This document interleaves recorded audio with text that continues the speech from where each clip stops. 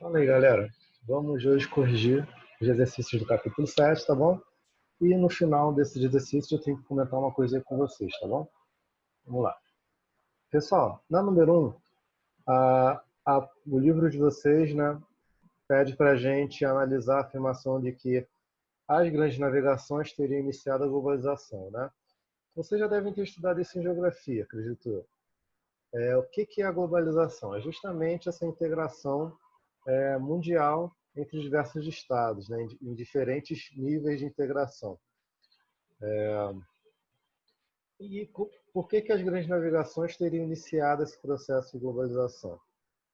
Porque vai ser nesse momento em que o continente europeu ele vai se conectar com várias regiões diferentes do mundo ao mesmo tempo, né? Nós teremos europeus na América, na África, na Ásia, né? Por aí vai. Então, o primeiro momento da história da humanidade é em que nós teremos um continente se conectando com vários outros ao mesmo tempo, tá? Traçando relações econômicas, fazendo trocas culturais, às vezes forçadas, muitas vezes forçadas, outras não, né? Então, é justamente essa conexão que faz a gente refletir sobre a globalização ter se iniciado com as grandes navegações, né? Vamos lá.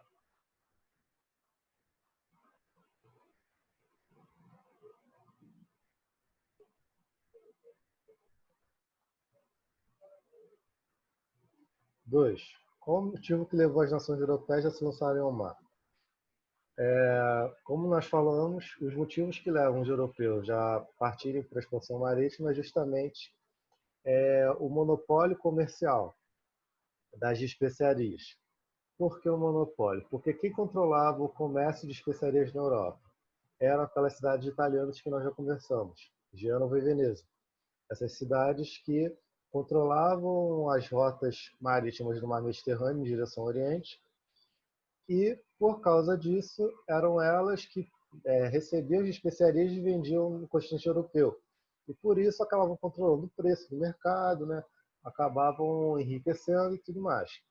Logo, como as especiarias eram extremamente importantes, as nações europeias não queriam ficar dependentes das cidades italianas. Então buscaram meios de conseguir realizar esse comércio independentemente dessas cidades. E por isso buscaram novas rotas comerciais marítimas. 3. O que foi a Escola de Sagres? Como nós falamos na navegação portuguesa, a Escola de Sagres teria sido uma estrutura educativa, né? Uma concentração de conhecimentos que preparavam navegadores com as técnicas mais modernas de navegação, né? Com a técnica de utilizar aparelhos que os ajudassem a navegar, principalmente à noite, né? Então, por que suposta, né? Como está dizendo aqui na resposta da questão? Porque a gente não tem absoluta certeza de que essa escola de Sagres realmente existiu. A gente tem muitos registros, então a gente considera a existência, mas a gente não tem uma certeza absoluta quanto à sua formação, quanto à sua estrutura educativa e tudo mais. 4.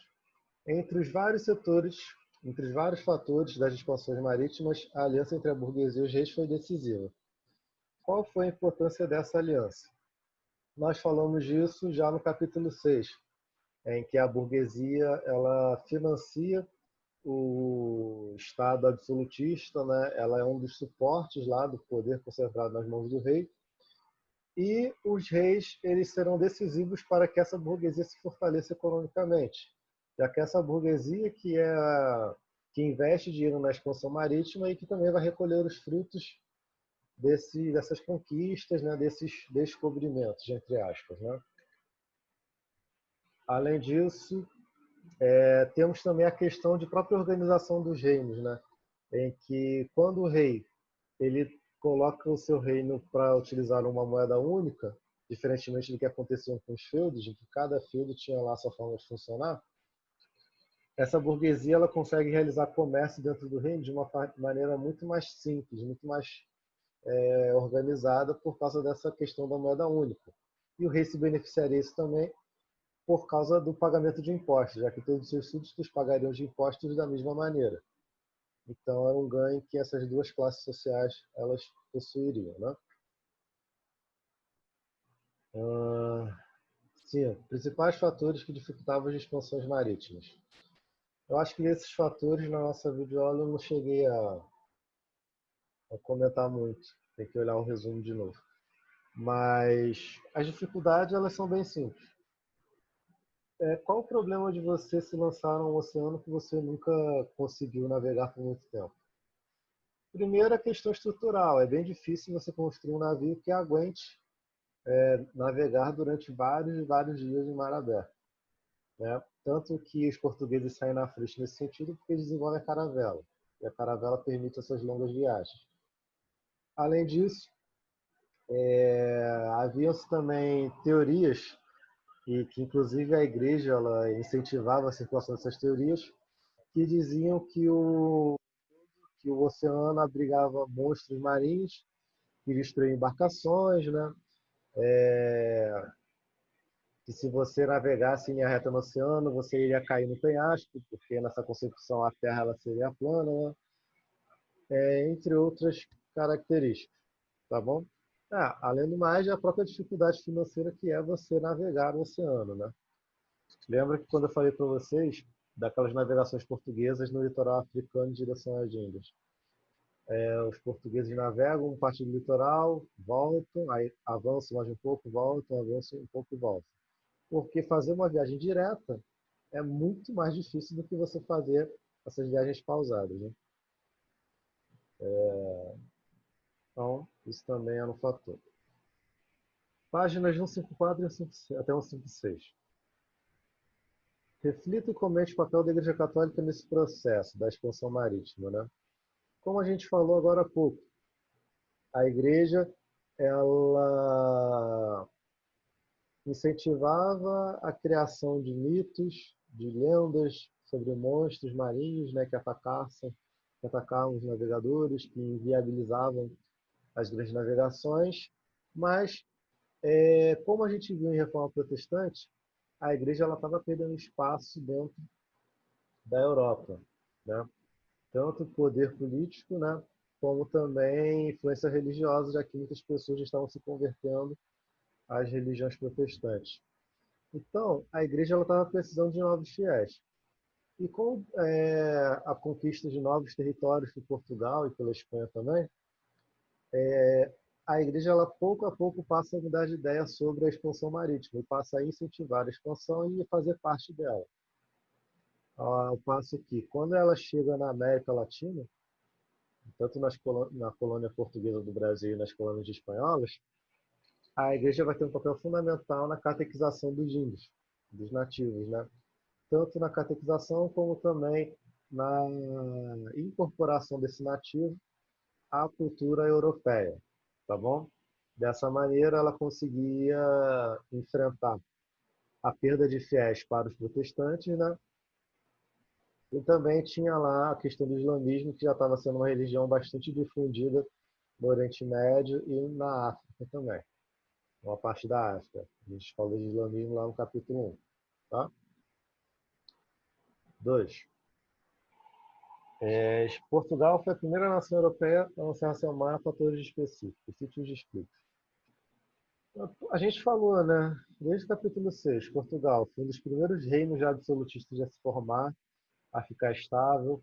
Portugal, no momento da expansão, não estava passando por nenhum conflito, estava num período de paz duradoura.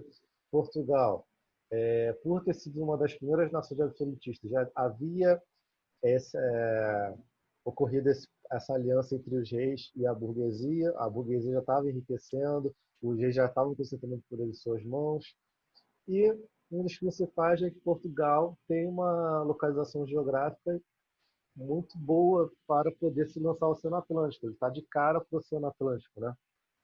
Então era questão de tempo mesmo até os portugueses decidirem se lançar ao mar.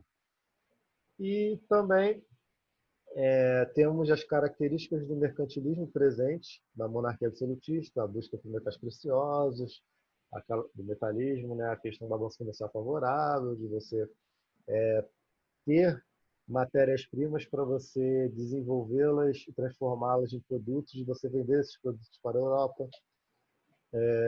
E também temos o conhecimento tecnológico que Portugal adquiriu, principalmente quando a gente pensa a escola de Sagres, né, que a gente falou agora há pouco. Isso tudo facilita as grandes navegações portuguesas. 3. Essa 3 aqui eu vou deixar assim, mas a gente comenta ela quando entrarmos em colonização do Brasil, tá? 4. Em relação a Portugal, a Espanha demorou quase 100 anos para iniciar seu processo expansionista marítimo. Qual foi o motivo disso? Como a gente havia falado já, por que a Espanha demorou para fazer essa expansão? Porque a Espanha ainda estava sofrendo com a interferência árabe no território, tá? Ainda tinham lá os conflitos contra os muçulmanos, tá bom? E, além disso, Portugal, a Espanha demorou a se constituir, né, se formar como um reino absolutista. Lembram que eram 4 reinos lá que a gente falou? Aragão, Castela, Navarra e Aragão, Castela, Navarra e o quarto eu não lembro. Mas eram aqueles 4 reinos independentes que vão se unificando a partir do casamento de Isabel de Castela e Fernando de Aragão, né? E aí absorvem os outros 2 reinos depois. Então, essa demora na unificação espanhola também afeta o processo de expansão marítima, por isso que eles começam mais tarde. 5. Principais fatores que levaram a Espanha a iniciar suas grandes navegações. Basicamente os mesmos fatores que os portugueses que a gente falou, tá? E das nações europeias. Então não tem muito o que dizer aqui, é a mesma ideia. A formação do reino absolutista, poder concentrado, nas mãos do rei, mercantilismo presente que se desenvolveu, nova necessidade de descobrir novas rotas comerciais e por aí vai. 6. Processo de chegada dos espanhóis à América em 1492. Quando a gente tinha falado das grandes navegações lá no último vídeo, nós falamos do Colombo, né? E o Colombo foi um navegador italiano, vindo da cidade de Gênova, e ele estava tentando vender a sua ideia aos reis de que se ele navegasse em direção ao oeste, ele chegaria em leste, ou seja, se ele navegasse em direção ao Oceano Atlântico, ele chegaria às Índias, porque na concepção dele a Terra era esférica. Então, ele chega com essa ideia para o rei de Portugal, Portugal não decide investir no Colombo, então o Colombo leva essa ideia até o rei da Espanha. E o rei da Espanha compra a ideia, então Portugal e sua esquadra acabam se lançando no Oceano Atlântico e descobrem, e chegam, na verdade, em 1492, a uma ilha chamada Guanahani. Não, Guanahani, atual São Salvador nas Bahamas, na América Central ali. E acaba chegando no continente americano, né, como ele vai ser denominado alguns anos depois. No 58. Havia muito interesse das classes sociais europeias para que se consolidassem as grandes navegações. Quais eram esses interesses? Interesses econômicos, de você não ficar mais dependente das cidades italianas, tá? De você ter maior autonomia para realizar esse comércio de especiarias na Europa, ou seja, para que essas nações consigam ter meios de chegarem às Índias e voltarem para vender os produtos diretamente dentro da Europa, não dependerem das cidades italianas. Então, interesses econômicos, temos também interesses religiosos, no caso da Igreja Católica, que estava perdendo fiéis, e com as grandes navegações ela conseguiria converter novas pessoas para a religião. Tá? Basicamente esses dois interesses aí. Tá? Outro a gente vai relacionar sempre a esses dois. Número 2. Produtos procurados nas Índias. Que especiarias eram essas que foram procuradas, que eram tão importantes para a Europa?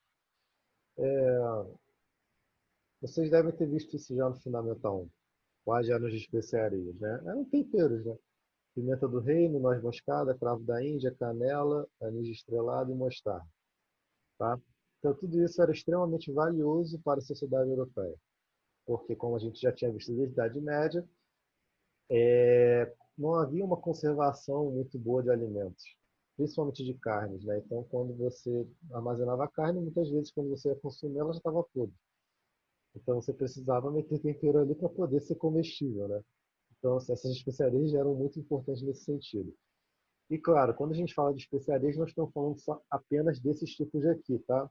Existem outros, só que as especiarias mais valorizadas que eram procuradas nas Índias eram essas, tá? Consequências do processo de expansão marítima. Falamos ao longo dessa aula. Início da globalização, ah, o Oceano Atlântico passa a ser o principal eixo comercial, né? Em vez do Mar Mediterrâneo, que passa a entrar em declínio.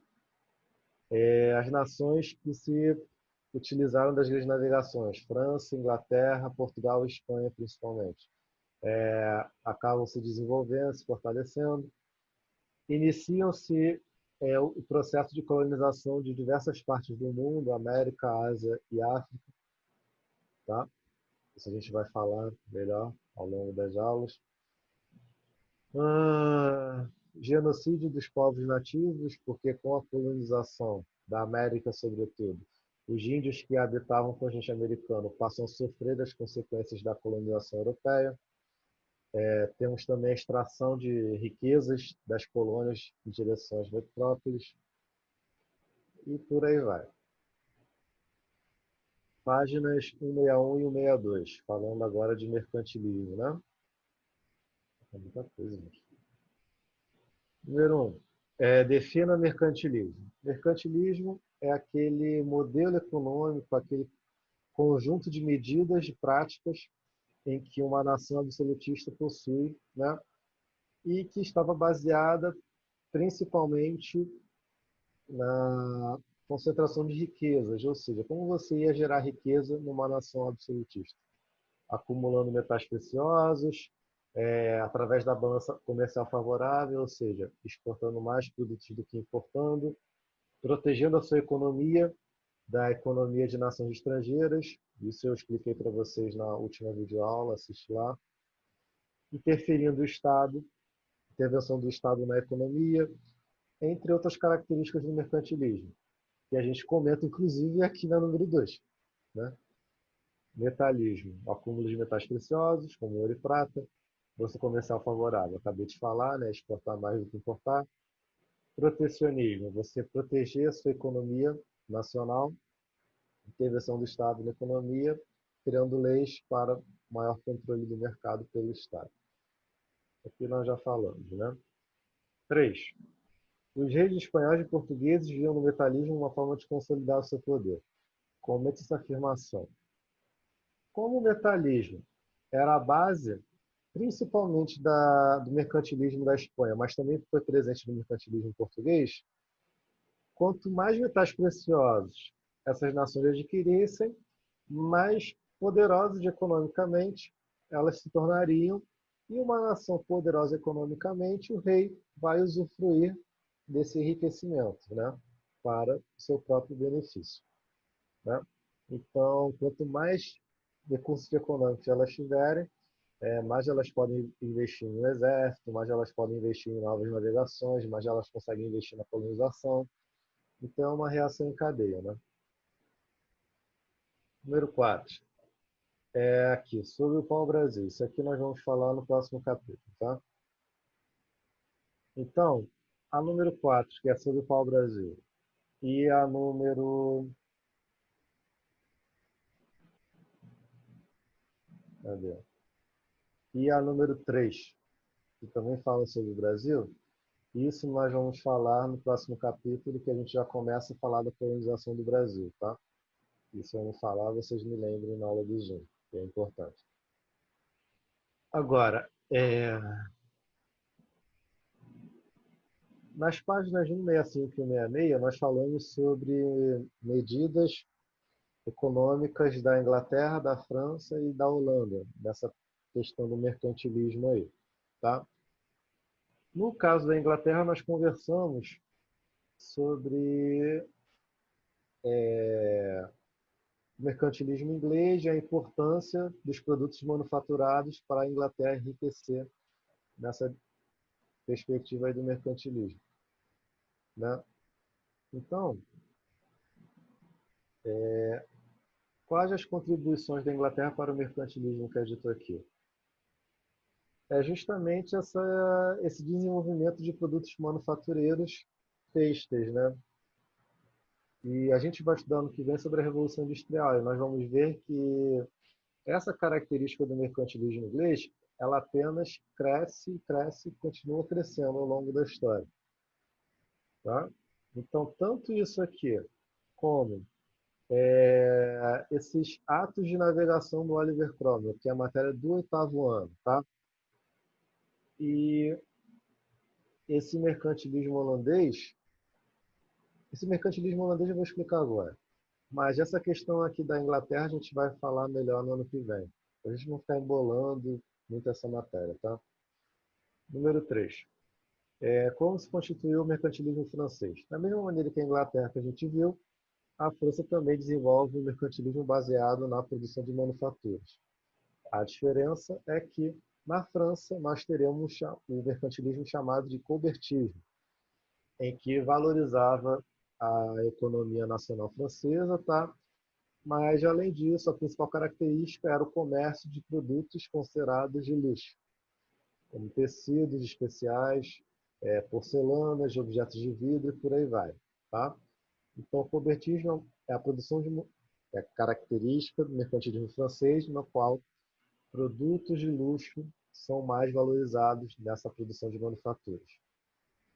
No 4, nós estamos falando do mercantilismo holandês. E eu falei para vocês que o mercantilismo holandês é um mercantilismo muito comercial, né? Tanto financeiro, como a criação de um banco especial, tá?